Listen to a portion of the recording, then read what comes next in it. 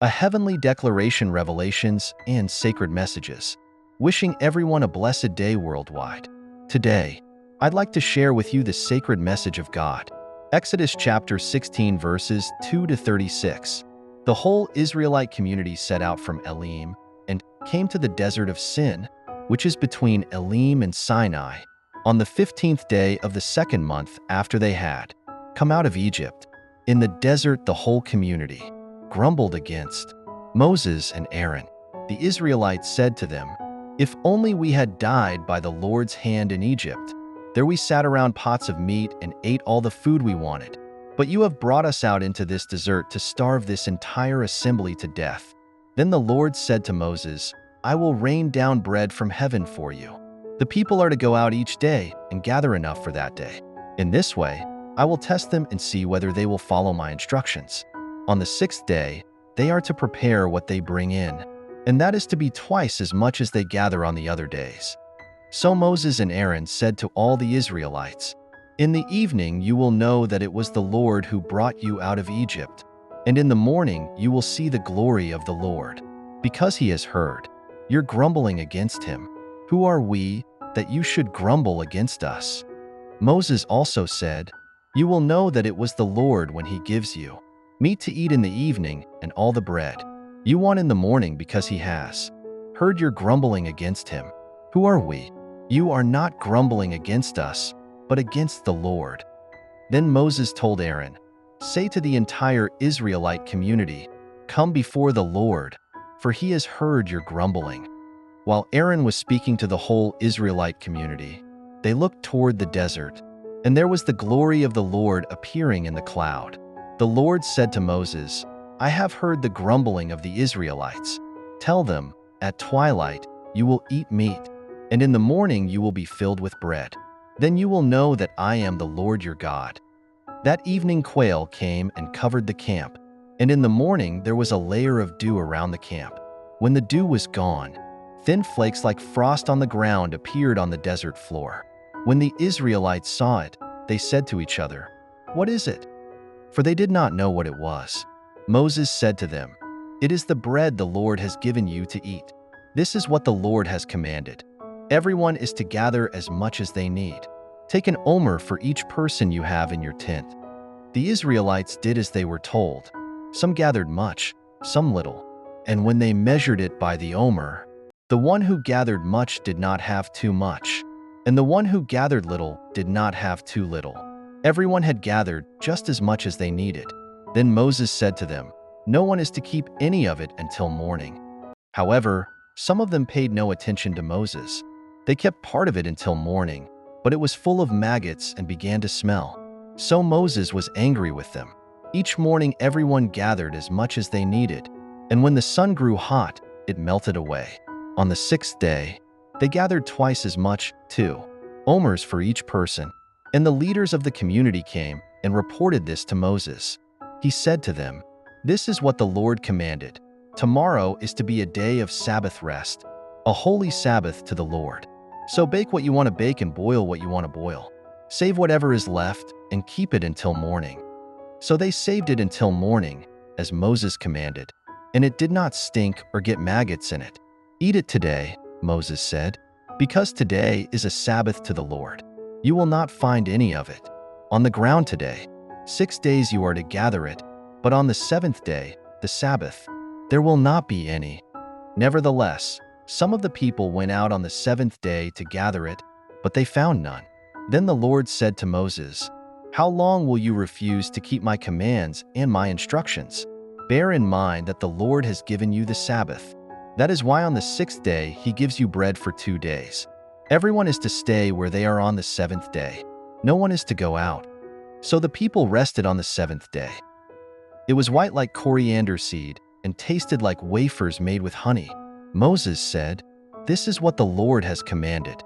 Take an omer of manna and keep it for the generations to come, so they can see the bread I gave you to eat in the wilderness, when I brought you out of Egypt." So Moses said to Aaron, "Take a jar and put an omer of manna in it. Then place it before the Lord to be kept for the generations to come." As the Lord commanded Moses, Aaron put the manna with the tablets of the covenant law, so that it might be preserved. The Israelites ate manna 40 years until they came to a land that was settled. They ate manna until they reached the border of Canaan. An omer is 1/10 of an ephah. Exodus chapter 17 verses 2 to 16. The whole Israelite community set out from the desert of Sin, traveling from place to place as the Lord commanded. They camped at Rephidim, but there was no water for the people to drink. So they quarreled with Moses and said, "Give us water to drink." Moses replied, "Why do you quarrel with me? Why do you put the Lord to the test?" But the people were thirsty for water there, and they grumbled against Moses.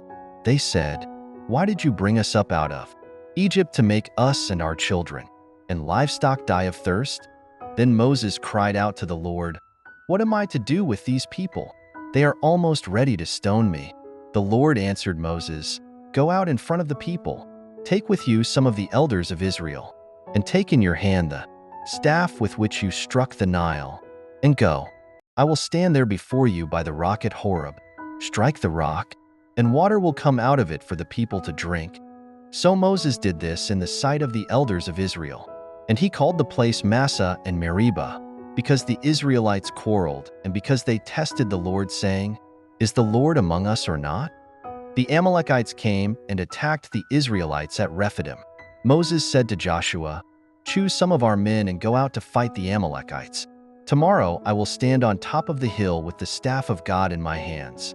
So Joshua fought the Amalekites as Moses had ordered, and Moses, Aaron and Hur went to the top of the hill. As long as Moses held up his hands, the Israelites were winning, but whenever he lowered his hands, the Amalekites were winning.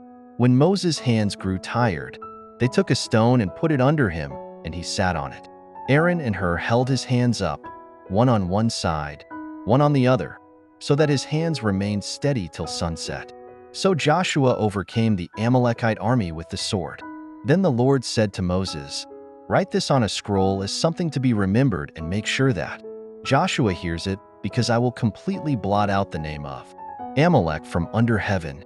Moses built an altar and called it "The Lord is my banner." He said, "Because hands were lifted up against the throne of the Lord will be at war against the Amalekites from generation to generation." Jethro was delighted to hear about all the good things the Lord had done for Israel in rescuing them from the hands of the Egyptians. He said, "Praise be to the Lord, who rescued you from the hand of the Egyptians and of Pharaoh, and who rescued the people from the hand of the Egyptians.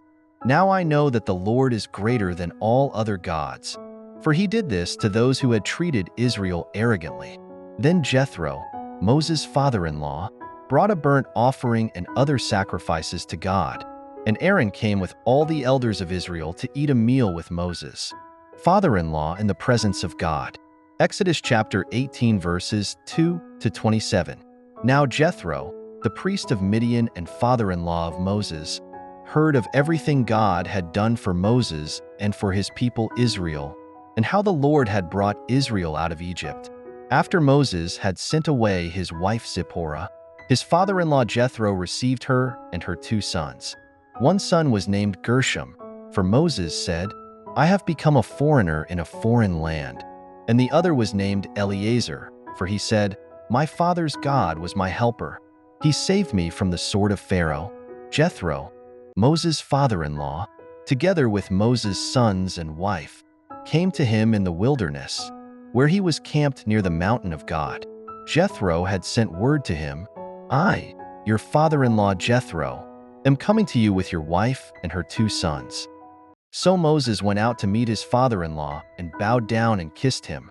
They greeted each other and then went into the tent. Moses told his father-in-law about everything the Lord had done to Pharaoh and the Egyptians for Israel, about all the hardships they had met along the way and how the Lord had saved them. Jethro was delighted to hear about all the good things the Lord had done for Israel in rescuing them from the hands of the Egyptians. He said, "Praise be to the Lord, who rescued you from the hand of the Egyptians and of Pharaoh, and who rescued the people from the hand of the Egyptians. Now I know that the Lord is greater than all other gods, for he did this to those who had treated Israel arrogantly." Then Jethro, Moses' father-in-law, brought a burnt offering and other sacrifices to God, and Aaron came with all the elders of Israel to eat a meal with Moses' father-in-law in the presence of God. The next day, Moses took his seat to serve as judge for the people, and they stood around him from morning till evening. When his father-in-law saw all that Moses was doing for the people, he said, "What is this you are doing for the people? Why do you alone sit as judge, while all these people stand around you from morning till evening?" Moses answered him, "Because the people come to me to seek God's will. Whenever they have a dispute, it is brought to me, and I decide between the parties and inform them of God's decrees and instructions." Moses' father-in-law replied, "What you are doing is not good. You and these people who come to you will only wear yourselves out. The work is too heavy for you. You cannot handle it alone. Listen now to me, and I will give you some advice, and may God be with you. You must be the people's representative before God and bring their disputes to Him.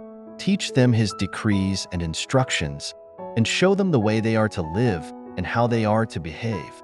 But select capable men from all the people, men who fear God, trustworthy men who hate dishonest gain, and appoint them as officials, over thousands, hundreds, fifties, and tens.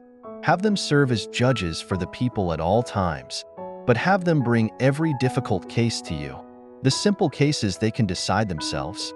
That will make your load lighter, because they will share it with you. If you do this and God so commands, you will be able to stand the strain, and all these people will go home satisfied." Moses listened to his father-in-law and did everything he said. He chose capable men from all Israel and made them leaders of the people, officials over thousands, hundreds, fifties, and tens. They served as judges for the people at all times. The difficult cases they brought to Moses, but the simple ones they decided themselves. Then Moses sent his father-in-law on his way, and Jethro returned to his own country. Blessed are those who hear the word of God and keep it. Remember to never stop praying and keep reading the Bible, because God speaks to us through His word.